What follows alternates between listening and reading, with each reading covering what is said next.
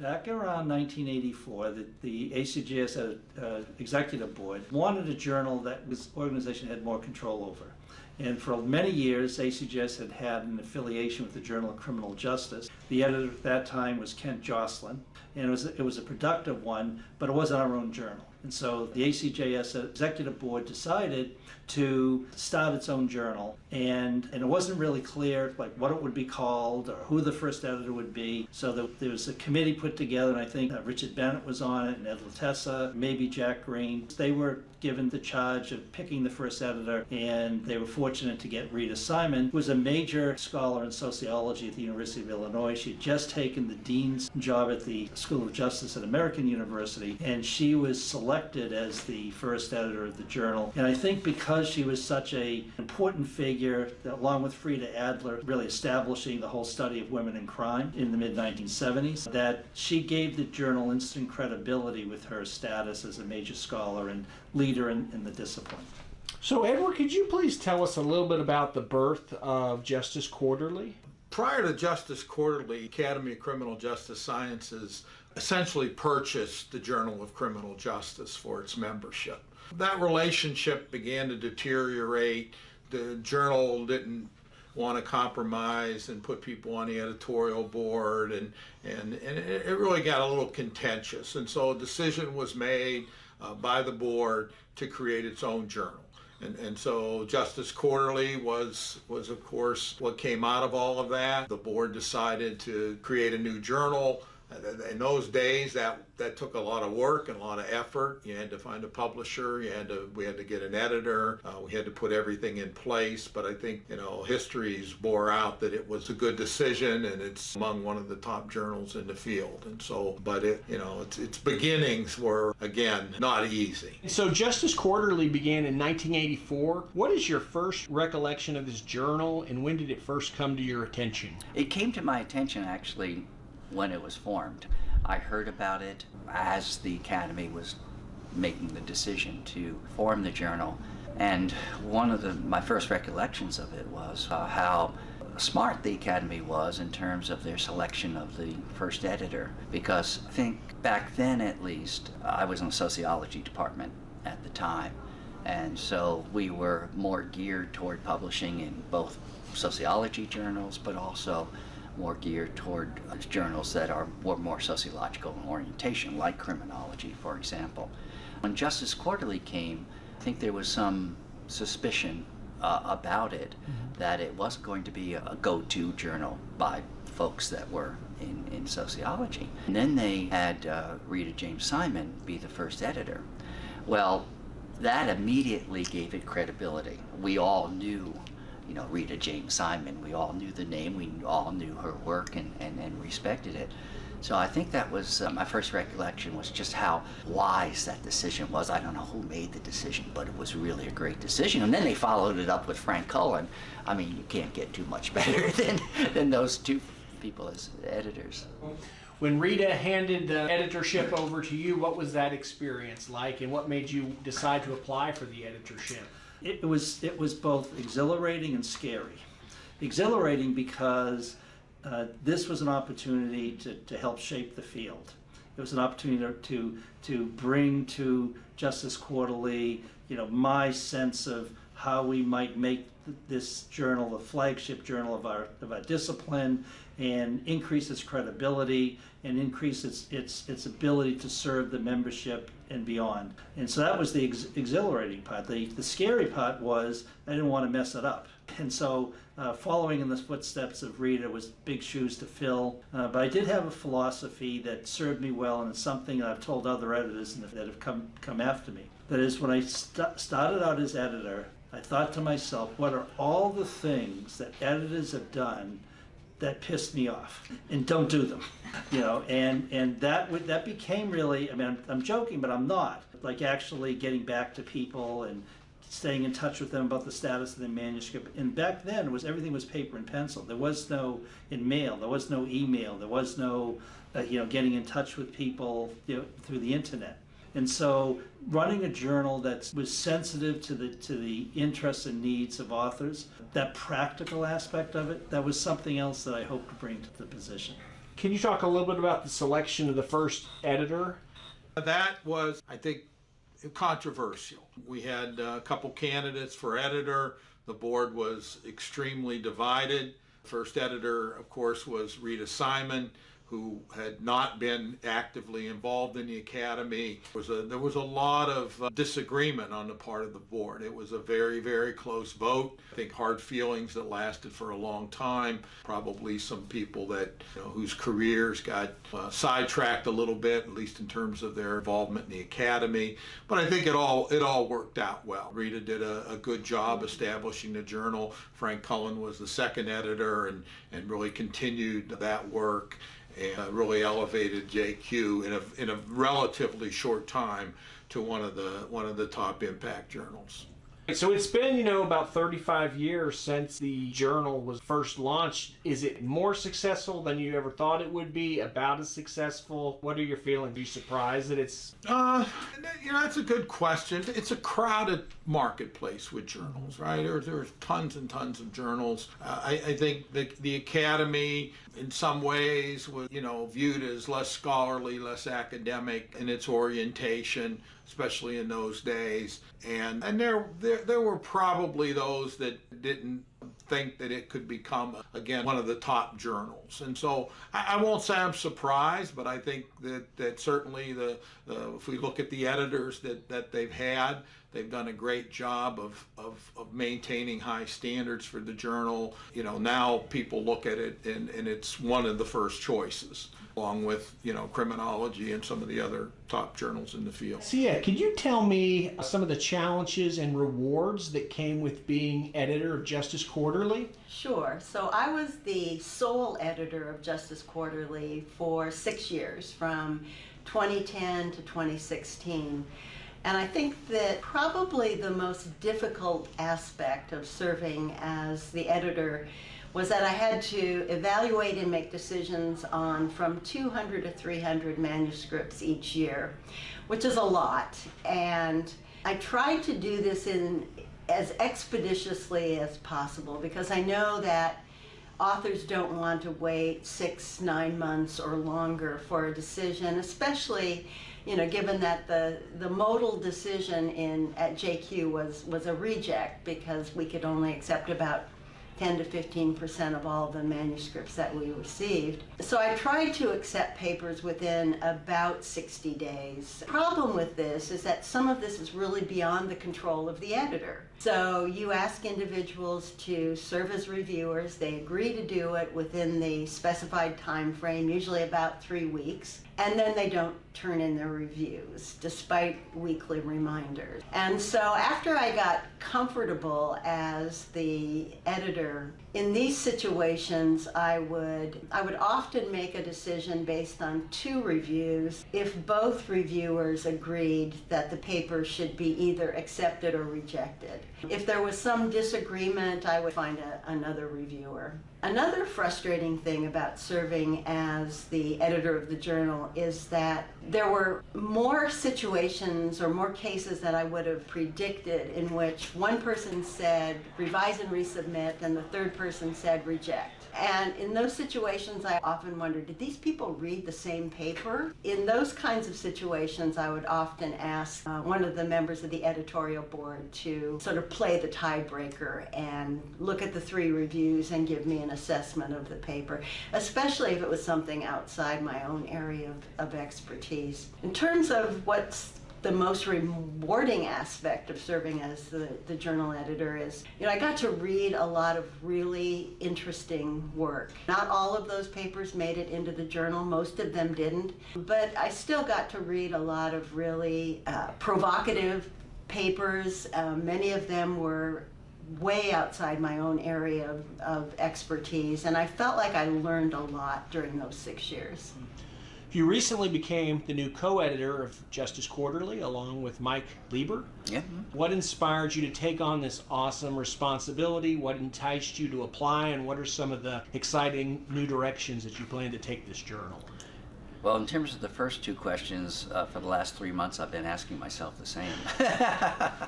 First of all, it was really Mike's idea to do this. He had been the editor, Journal of Crime and Justice, the Midwest organization publication. And he approached me and said, would you like to co-edit Justice Quarterly's proposed to do so. I had thought about editing a journal and had dismissed the idea of doing so. For a number of years I've been asked in the past to apply, and I never have. But it was the one thing that I really haven't done in the profession. You know, I've obviously taught, I've done research, I've been an academic administrator, never been an editor of a journal. Not that I necessarily wanted to be, but when Mike approached me, I thought, well, why not kind of give it a try? So it was because I wanted this kind of experience that I'm having that I decided to go with it. And it also was, in a sense, reassuring that I'd be doing it as a co-editor with Mike, since he had already had experience as an editor and could school me in what to do and how to do it. So, you know, being an editor, I think it would be a lot of fun, but it is a lot of work. What is it that enticed you to apply for the editorship? Well, I saw from my previous experience as an editor that there's some reward, basically, in a sense that you could see that you can take a journal and get your hands on it and shape it to a degree.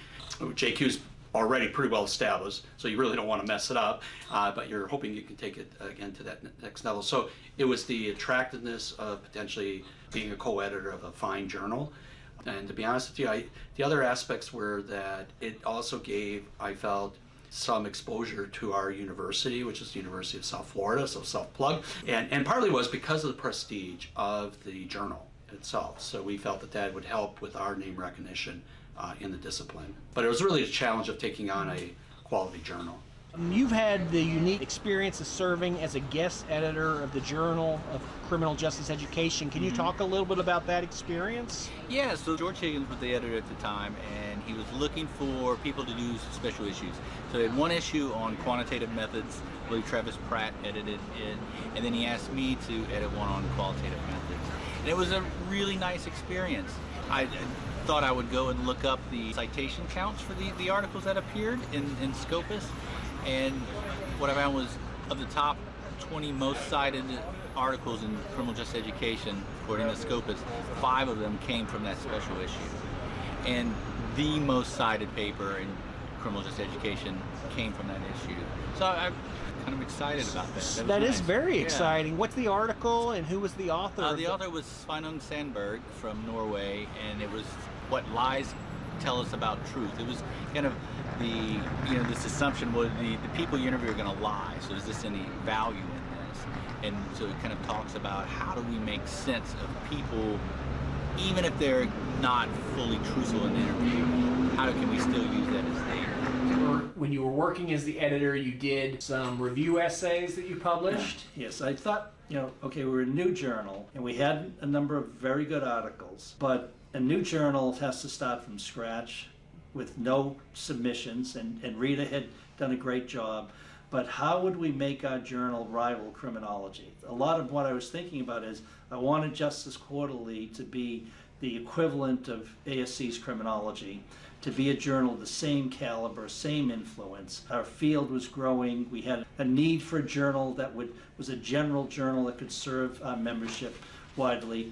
And so one of the things that I came up with was to have each issue of Justice Quarterly, and I was editor for 3 years, so I had 12 issues. Each issue started with a long review essay. And the reason I did that was, one, to solicit famous people to write the essays to give us credibility. The second reason I did it was I wanted the journal to serve a broader readership, not just people that read empirical articles, but graduate students and people that are making up lectures, to get articles that reviewed whole areas of research. And there are 3 that were, I think, most influential, or ones that I'm the proudest of. One was by Kathleen Daly and Meta Chesney-Lynn, and I asked them to write an article on feminism and criminology. In a way, it scooped criminology in doing that, because ACJS was at times seen as, well, that's for all the practitioners and for people who apply. So doing an article on feminism was sort of ironic.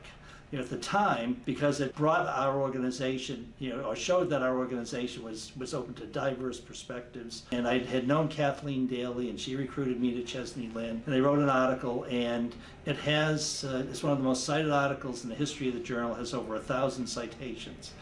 Today, I actually looked up the Google Scholar. And there were 2 other articles written, one by Ray Paternoster and one by Paul Gendreau and Robert Ross. Ray's was on processual deterrence theory, and Bob Ross's was on rehabilitation, the empirical status of these perspectives. They wrote really brilliant essays, and they're also essays that have been cited 800 or so times. And so I think that approach, which didn't last beyond my editorship, but I think for the moment it was something that was helpful, because it gave our journal a set of authors that were very distinguished. It gave us articles that were useful to readers, and it established us as a journal that people could go to for diverse reasons. And so if I had one genius moment as my editorship, it was the creation of those review essays. And what is it that enticed you to apply to be the editor of JQ?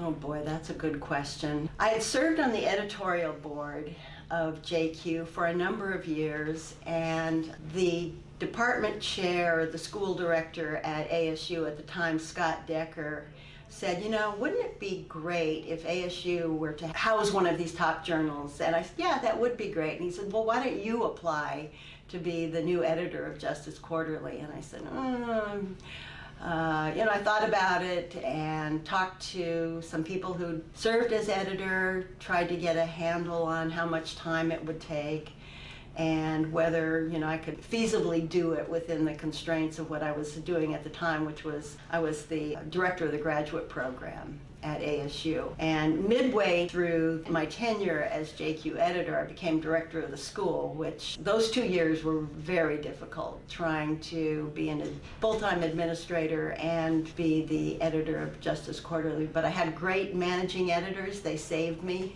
Okay. And so, there have been some awesome editors that have been affiliated with JQ, and it's hard to identify one, in particular, because there's so many. If you had to do it, was there anyone that comes to mind that you thought did an especially good job with the journal, and if so, why? I actually think I was not as engaged per se with that aspect of it. I think like any journal, editors do affect it to a degree, so they can kind of have a up and down type thing, but I didn't ever perceive JQ as drastically dropping under anyone's leadership. In fact, I thought it was good because they brought in not necessarily the very elite type of academics, but they gave it to other people that could still be active and add something. So like when they had Richard Tewksbury in, came in a lot more of kind of a deviance type of thing, and for me I think that's good. It brings a different bent. Now others may look at some things a little differently. I thought Cassia spawned in when she took over more recently, and then after that Megan Kurlichek, but I think they also raised it even further in terms of the prestige of the journal and maybe the overall quality aspect of it. The one thing I know is that every editor has worked extremely hard, and whether it's Edna or Rez, for example, who did a great job, and I hesitate to single out any editors because I really think all of them have worked diligently and have upheld the status of the journal, because even today, if you look at Justice Quarterly, you see it is a journal that rivals criminology in its status in the field. It is something which is not just a flagship journal for ACJS, but a journal that is a flagship for the discipline as a whole. And when we look at job candidates at Cincinnati or at other places, if somebody has a criminology or Justice Quarterly article coming out of graduate school, their vita gets pulled out of the pile and they get special attention. I'm not sure that's always a good thing, but it is the kind of journal now that I think the collective work of a series of editors have really made this a journal where it's a journal of destination, and one in which it affects careers, it affects the field, and I think it's a resource which we could not have imagined would have had this impact when we first started the journal back in the mid-1980s. I'm going to go back a little historical here. I always thought Donna Bishop did a great job. Donna wasn't afraid to take a chance on a manuscript. I remember I sent her a manuscript in her last months as editor, and it was a piece. It turned out to be, I think, still it's probably my most cited manuscript on. It was an observational study of shoplifting, and she recognized that that was going to be a tough sell on a subsequent editor. And so she took a chance on it, did an expedited review on it, and accepted it. And you know, I appreciated her kind of willingness to go out on a limb on that. And then I also thought Finn did a good job. Finn Espenson, you know, he was very author friendly and would take the time to talk you through what needed to be done with a manuscript, and not just kind of pass along the reviews with a you figure it out, you know. Because oftentimes, you know, journals say completely opposite things, and if the editor doesn't take the time to chime in on what direction is the preferred course of action, that really leaves an author in a bad spot. So I thought Finn did a good job of kind of marshaling you through the process. Well, you know, Justice Quarterly is a relatively young journal. I think it started in the late 1980s, which is not all that young, but relative to some of the other journals in the field. But I think Chet Britt, as editor, I think he did a really good job of enhancing the reputation of the journal. Finn Espenson was editor for 3 years, and he too, I think, elevated the reputation of the journal. So I think it's been under good stewardship for a number of years. We've had such a long lineage of amazing editors of both of those journals. Of course, I have to say, George Higgins is fantastic. He's done an amazing job for JCJE, and he's helped that grow so much. And those that came before him as well as after are just doing such an amazing job. I'm really excited to see what Marv's going to do with JQ. Marv Crone is just such a respected scholar in the field. I just think the world of him, and I think he's going to do such big things and just continue to improve and hold that reputation high for JQ. When I got to the board, Cassia Spahn out of Arizona State was coming on as the editor of JQ. Although I personally didn't have a lot of individual interaction with her, I saw the reports, I saw the subscriptions rates increase, I saw the quality of the publications stay really, really high, and she did a phenomenal job, and she stayed on for a good period of time. And the question we were thinking, or the problem was, when it was time for her to step down, who do we get that's going to maintain that level of professionalism? Luckily for us, there was an associate professor out of Albany, Megan Kurlichek, who applied.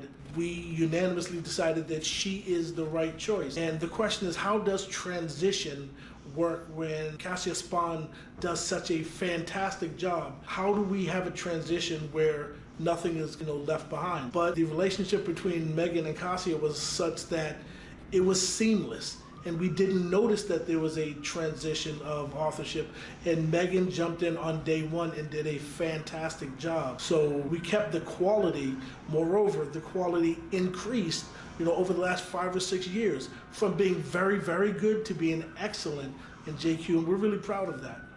You're the founding editor of Justice Evaluation Journal. Kind of a little bit about that process, what it's like to be the new editor, and some of your future plans with the journal. Yeah, so I edited Journal of Quantitative Criminology, and it was did it for 5 years, and I needed a break. And took a break, and then when ACJS was putting together JEJ, Justice Evaluation Journal, I thought about it, and I don't know if I want to do this, but I thought, well, what could I do? And I thought my vision was to try to put together a journal that was just not another journal. We don't need just another journal. What is this journal going to do that these other journals don't? And so I had 2 goals in mind. Goal number 1 was to have both practitioners and academics write in the journal. And so we've been successful in that. Every issue there's a practitioner, at least one practitioner, and academics in the journal. So that was a very important goal. My second goal was to effectively communicate the science without a bunch of Greek equations and letters. And I'm a Greek equation and letter kind of stat guy, but that's not what this journal is about. This journal is about trying to bridge a gap and to do it in a meaningful way between us as academics and what I call the real world. We are now, this is my 2.5 years in.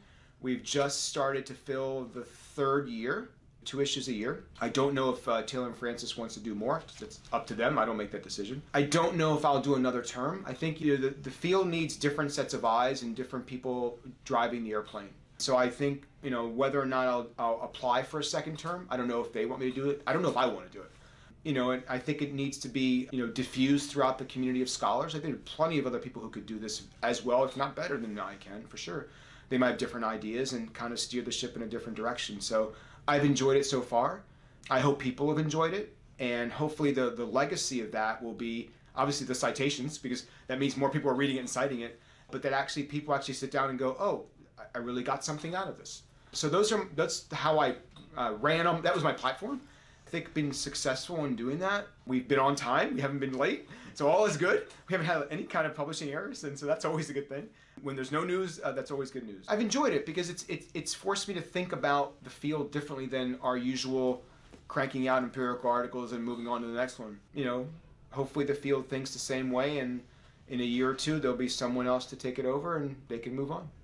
How much of a role do you think the editor has in kind of impacting where the journal goes? Well, I think a lot, personally, within some parameters, as you do have a board that still looks over and the publishing company. A lot of it is, you're trying to balance what you think at the state where Marvin Crone and myself have taken over as co-editors. This is something we've discussed, and our goal is to maintain the standards and if not, raise them. But at the same time, trying to, and getting back to your question, is to be open. I think some of the criticism in the past might have been there's not enough qualitative work coming out of JQ, international, and other topics like that.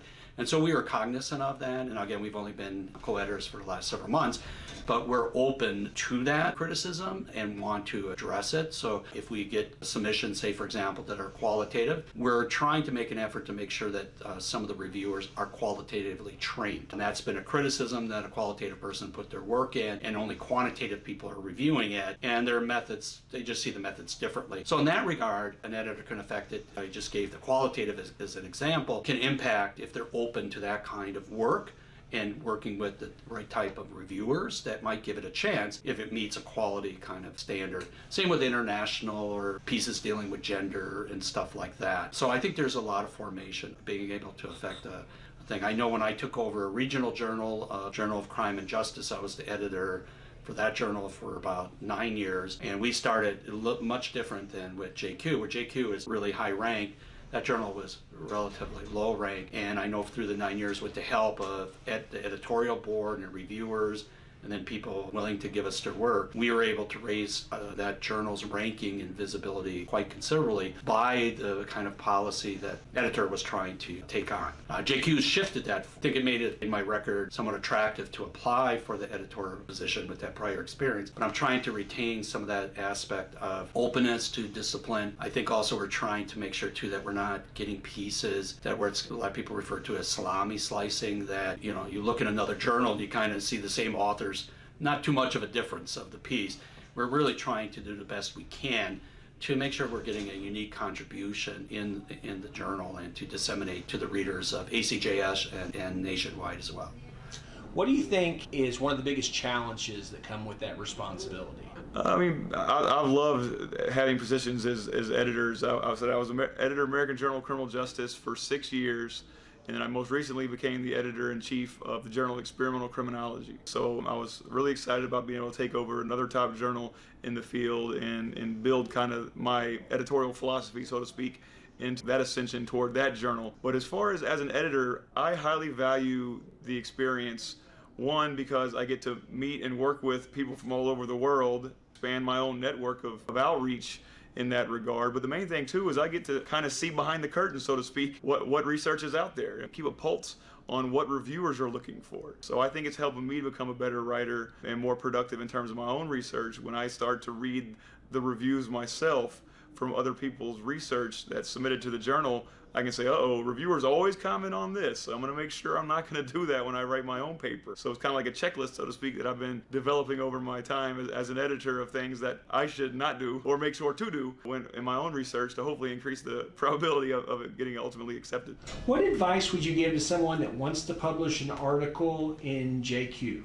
look at the sorts of articles that appear in recent issues of the journal so that you know the kinds of papers that the journal is focusing on, and read carefully the author's guidelines. Justice Quarterly has, at least when I was the editor, had a strict page limit. I think it was 40 pages including references, and sometimes we would get papers that were 50 to 60 pages long, and they would just get a desk reject because there's no point in sending something like that out for review if the authors are going to have to cut a third of it. If the paper has been reviewed someplace else and you've received reviews, do not disregard the reviewer's comments, because ours is a small field, and if faculty member X is asked to review your paper for Journal Y, they're going to be asked to review your paper for Justice Quarterly, more than likely. I mean, the odds are that you're going to get the same, at least one or more of the same reviewers.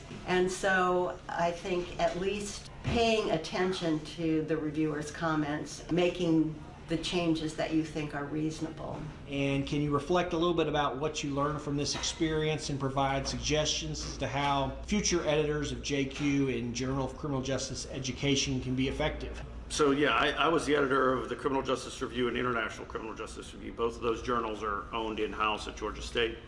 And I was the first fool to do them both at the same time. Predecessors did either one or the other, and at the time, originally CJR was a twice-a-year publication and the ICJR was a once-a-year. And Mike Vaughn, when he was chair, signed a lease with Sage, and one of the stipulations was we get them both up to 4 times a year, and I was the first fool to do them both as 4 times a year. And at the time, I thought that wasn't a big deal because the manuscript volume paled in comparison to what like JE or and certainly JQ does on an annual basis. I mean, I might have processed 100, 120 a year at first, got probably up to over 150 by the time I was done 6 years later. But the volume of manuscripts coming in doesn't necessarily dictate the workload on the back end. And I vastly underestimated how much time went into putting together an issue and then putting together 8 issues a year. Especially when you have low volume manuscripts, you really got to hustle to get quality manuscripts, and then you got to work hard with authors to get those manuscripts into shape. Journals like JQ have the luxury of rejecting all but the top 5%. And when you're in a mid-tier journal, you got to work to transform the stuff that JQ rejected into something that's publishable. So that's quite a bit of work. So I think my advice to future editors, I mean, with JQ, I think that the key, and any journal for that matter, is figuring out how you're going to use your ed board. You know, some editors use ed boards. I used them as reviewers, and I told them coming in to put an ed board member on every manuscript. So you're going to, review 6, 8 a year, prepared for that. But I always use my associate editors as kind of my, not hatchet men, but the folks at the end where if I couldn't make a decision or if I was kind of torn between a direction, I used Scott Decker for a lot of years for that, and Scott, is widely read across all sorts of subject matter, and he had the ability to kind of say, yeah, I would go the other way, or I would do this, or, I think figuring out how you're going to use your ed board. Are you going to use them as a reviewer? I know Rick Tewksbury used his ed board as finding manuscript reviewers, so he would send out a topic and say, hey, I got a paper on police culture. Who are some names that you would recommend that do good work in that area? So. And you got to take care of your ed board and your reviewers. You got to conserve their time. And then also on the back end, if you don't think the work is good and you think that the reviewers mailed in the reviews and didn't do a good job, you got to be willing to reject it and take the consequences of people saying, well, I got 3 positive reviews and a reject. It was not infrequent that people would call the dean, because the dean was our publisher, and complain about a decision, or call Sage and complain to editorial supervisor, and you just got to be willing to say, here's why I did what I did, and I get it, it's not a popularity contest. Alex, can you tell me a little bit about your style of mentoring graduate students and whether or not either Justice Quarterly or Journal of Criminal Justice Education has helped you in the mentoring? Absolutely. So when I work with my doctoral students, and even undergraduate students, but primarily doctoral students, I treat them as my colleague. So all of my students call me Alex. I do not respond to Dr. Piquero. I do not respond to Professor Piquero. And I bring them into my office and we sit down and we say, okay, this is the research question. I said, you're an author just like I'm an author. And so if you disagree with something I want to do, then fine, disagree with it and tell us why we should do something differently. Mm-hmm. So it's a complete team effort. And I tell them all the time, You have to keep your eye on the prize. And the prize is putting together the best possible research product and publishing it in the best possible outlet that we can. And that's the goal of mentoring. So it's a very interactive relationship.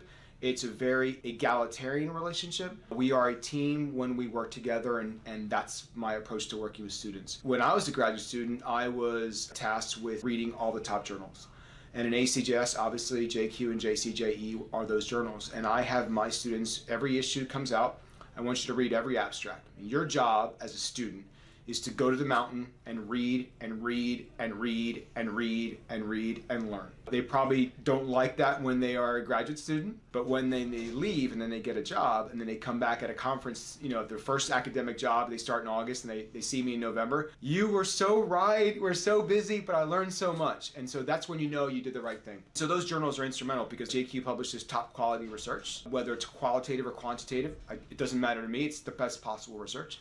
And JCJA is the other part of our job, which is just as important, and that's about teaching and mentoring students. I don't think that you should focus on one research or being a great teacher. I try to be the best in both, and I think that people who are really good in both are special, and I think that you can do that if you want to put the time and energy into that. So those journals have been instrumental to my professional development, and I use them consistently when mentoring my students. But is there an article, in your opinion, that you particularly appreciate? And if so, what is it about this particular article that you respect?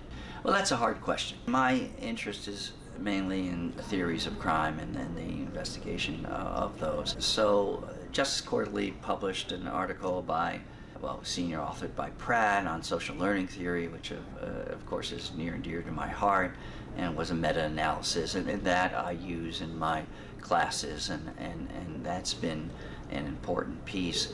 The other article that I use a lot in terms of my research and to some extent inspired some of the things that we've done is it was done by Restivo, 2015, I believe, and it's on labeling theory, and it's a very good article on labeling theory, and it hasn't gotten any awards, and it hasn't been all that well recognized, but it should be. Oh, that's a tough one. I cite from there all the time, JQ articles, primarily since I teach doc students, mostly with journal articles anyway, so I'm citing from JQ all the time. I would be hard-pressed to choose one because the rationale for selecting different articles for different reasons comes up over and over. Sometimes it's because it's a seminal work in a particular topical area and it's cited a lot. Other times I'm using JQ pieces because of the methodology that's employed and because those are excellent examples of quality empirical work. An article from JQ I use in my graduate research methods class a lot. It's an article that tested specific and general deterrence through a gun seizure program in Indianapolis, and it was conducted by Ed McGarrell and his friends and colleagues. It's a fantastic methodological design. They were able to test different mechanisms of deterrence, and it's just a very well-written, complicated article, and it illustrates so many things to graduate students that I use that article every semester that I teach that class. So Erin, can you talk a little bit about the success of one of your graduate students who recently got an article accepted in JQ? Absolutely. Her name's Catherine Meeker. She's a second-year doctoral student at Sam Houston State University. And as a result of her thesis work when she was a master's student, which looked at arrest and charging decisions in sexual assault cases that involved adolescent complainants, she submitted that work to Justice Quarterly in May of this year, and we got final word of acceptance this month. So it was a really quick process. And so her work contributes to the body of literature because a lot of case processing research looks at sexual assault that involves adult complainants or doesn't necessarily tease apart the differences between adolescent and adult experiences with the criminal justice system. So what I really admired about Catherine's work was she looked at age-specific factors that could influence the police decision to arrest or the prosecutor's decision to file initial charges. So she looked at things like the suspect and victim age, so whether a victim who was an adolescent was victimized by an adult versus another adolescent, whether that influenced criminal justice case processing. She looked at who reported the incident. So in terms of adolescents, whether it was a parent or a caregiver as opposed to the complainant, him or herself. And so just looking at kind of those age-specific factors, I think made a good contribution to the existing body of literature on case processing. Can you talk a little bit about one of your favorite articles that made it in JQ, and what is it about this particular article that you're most proud of? There are two, and they're recent articles actually, that I'm most proud of. Myself and my students for the last, maybe 15 years or so, have been exploring issues regarding labeling theory. There are two that have been published. One senior author is a former student of mine, Schmidt, and the other one, B.E.D. Dong. And those two focus on issues regarding labeling. And the reason why they're my favorite articles that have been published in Justice Quarterly, I think, is because, for two reasons. I think one, they are, I'm mainly a theoretical criminologist or life course criminologist, and I haven't dealt that much with the criminal justice system. Well, labeling theory requires you to deal with the system, but it's also has behavioral implications. And so those two articles are ones that I think if I had my career to do over, I'd publish more in those kinds of issues. And two, I think they represent what I see as what Justice Quarterly should represent as a dissemination tool. What it felt like to win this prestigious award. So it was really an honor to have won this Outstanding Article Award. And the paper, was a really great collaboration when I was a graduate student with two faculty members, Nancy Rodriguez and Kevin Wright. And the analyses for that paper I did, and they started off in a stats class that I took. And then we kind of used them and partnered with Nancy and Kevin to kind of develop and put the paper together. So Nancy Rodriguez was so generous. These were her juvenile data on system-involved youth. And so what we were really interested in was, whether different ethnic and forms of racial and ethnic inequality differentially impacted the likelihood of reoffending for Black, white, and Latino youth in Arizona. And so that was a really cool and exciting study. We found that ethnic inequality had actually different effects on recidivism than racial inequality.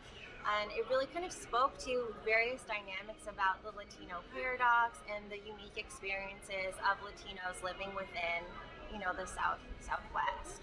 But yeah, it was exciting to win that award, and it was an honor. That paper, JQ was not the first place that we sent it, but it went through, and it also went through multiple rounds of revisions at JQ, and really the paper improved tremendously throughout that review process, and so it was an honor to receive the award because it was a lot of work. The creation of the Journal of Criminal Justice Education was very little controversy. We felt at the time that the field was maturing, that we needed a journal that helped the membership in the field learn more about pedagogy, learn more about how we conveyed ideas in the classroom, more about what worked in teaching and criminal justice education. And so it really was an easy decision to make. And again, I think that journal has filled a big niche there in the field. Again, very proud of it and all it's accomplished. And every once in a while, you'll see a great piece about what somebody's doing in the classroom or about how students feel about certain topics. So I think that journal has lived up to our expectations. So Mitch, talk to me a little bit about the article that you published in Journal of Criminal Justice Education.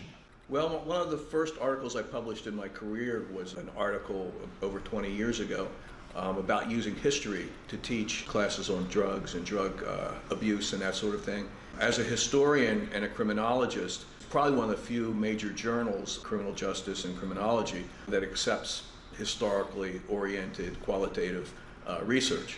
And so I really enjoyed that, and I was very thankful that it still exists because it's a journal that I actually read the articles.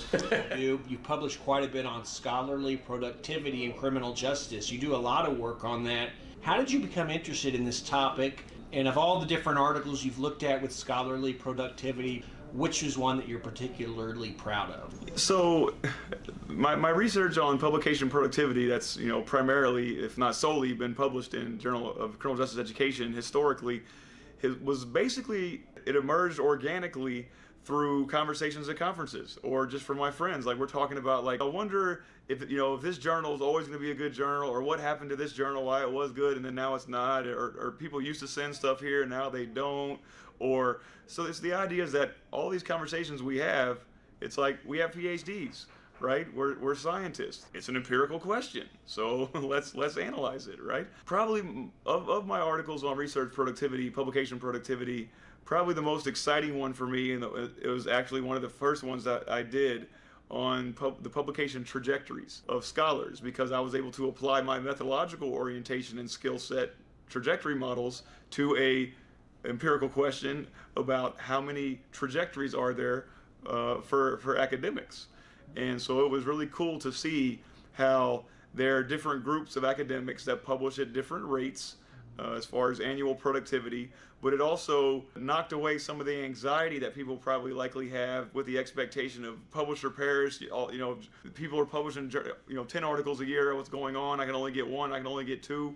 We're able to demonstrate that more frequently, people are averaging around one article a year. And then in top journals, maybe averaging a quality publication every other year. So we kind of busted the myth of the two a year, at least in our discipline historically.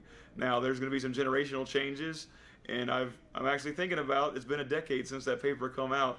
I think now would be an interesting time to do a replication of it with a newer cohorts of scholars and see if now we're closer to that averaging 2 articles a year award, and or has the quality expectations increased or stayed the same. Do you have any personal anecdotes about an experience involving either JQ or Journal of Criminal Justice Education that you'd like to share? Sure, I have two. The first article that Peter and I, the only article Peter and I published in JQ, we were in the midst of the review process when I got activated for 9/11.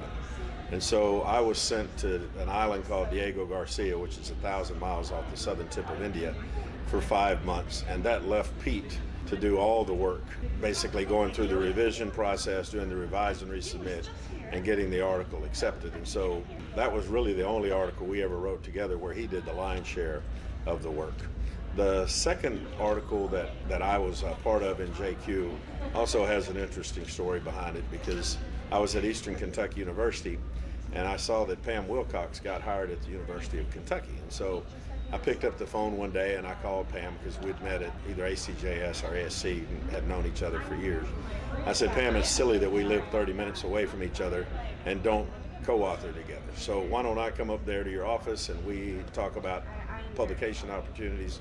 And that phone call resulted in the article that we did with Stacy Roberts around school safety issues there in JQ. One of the things that I remember and I think about when I think of Justice Quarterly and also Journal of Criminal Justice Education is Dr. Rolando Del Carmen, who recently passed away, a longtime professor for several decades at Sam Houston State University. Whenever a faculty member or a graduate student published an article in JQ or Criminal Justice Education, he would take a group to lunch to celebrate that achievement. And I got to go on a few of those lunches with him and graduate students and other faculty members.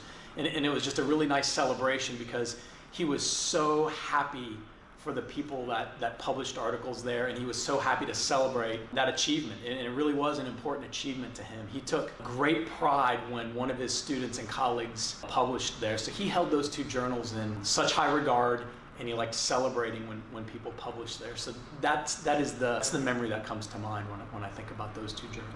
My memory of Justice Quarterly involves an article that I did for the Journal about the arrest of black suspects by white police officers. I argued that wherever possible it shouldn't happen. And I gave a talk to police officers based on that article, and guess what? They didn't like what I had to say, but they haven't arrested me yet, so it's okay. The one thing that I thought was really important as an editor, which I've alluded to, is treating authors correctly. I tell my graduate students the review process is brutal.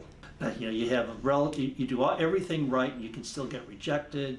It's a daunting process to go through. You invest so much, and I always had a sense of empathy for people who got rejected. Now I joke sometimes when I'd say that when I get to accept an article, I would always say, I am delighted to accept your article.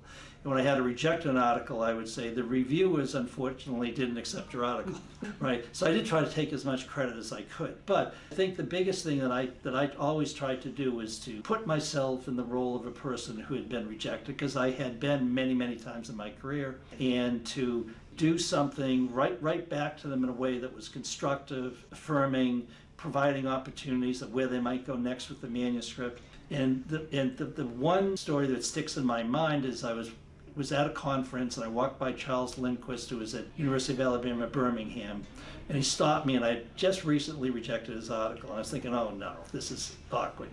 And so I got up, and he said, no, Frank, I got to talk to you. And I said, what is it? He said, you write the nicest rejection letters I've ever seen. And I took that as a distinct compliment, that even for people that I might have rejected, that I could still bring a measure of humanity to that process. One thing that surprised me about serving as the editor of Justice Quarterly, and as I said, I probably made decisions on 1,200 to 1,500 papers. Most of those decisions, unfortunately, the paper was rejected, either after an initial review or after an opportunity to revise and resubmit. And what surprised me was how few complaints I received from people whose papers were rejected. I expected that people would sort of reach out to me and question decisions that I'd made. And there were really only 3 papers where the authors were very upset, and only one situation where the author actually demanded, and demand is the only term I can use in the situation, demanded that I send the paper out for re-review. And just to keep the peace and appease this one particular person, I agreed to do so. But I think most reviewers were actually pleased with the quality of the reviews that they got, and that they received constructive criticism that enabled them to revise their papers and send them out to a different journal, and I certainly hope that they were successful in finding a home for their papers. But that did surprise me, that so few people objected to the decisions that the reviewers and I made on their papers. Again, with the article in JCJE about offender reentry, it was really inspirational to me to hear back from people that not only were interested with what I did, but were giving me their own ideas of good things to try and to bounce off. And so it's impressed me, I think, and it just really kind of shows how one small piece, something that you may think may not be that significant, can kind of light that fire to inspire other people to do things, but also to help you improve your own teaching and your own scholarship. And so just the one thing kind of branches out into one, a whole big tree of contributions in the field. So you do a lot of research on campus safety. Can you reflect back a little bit on your days as a graduate student here at Vanderbilt? And when did you first become aware of Justice Quarterly, and how did you first learn about the importance of this journal in the discipline of criminal justice? Yeah, I actually remember very clearly. So Denise Gottfredson was a consultant on a grant I was working on related to school security, and she was very kind to me as a mentor and would respond to emails asking for advice about probably pretty silly things. But she passed along one of her papers that was published in Justice Quarterly, and I wasn't trained in a discipline related to criminology or criminal justice, and so it was a journal I had not heard of, but the paper was great, and so that sort of stuck in my head, this Justice Quarterly journal.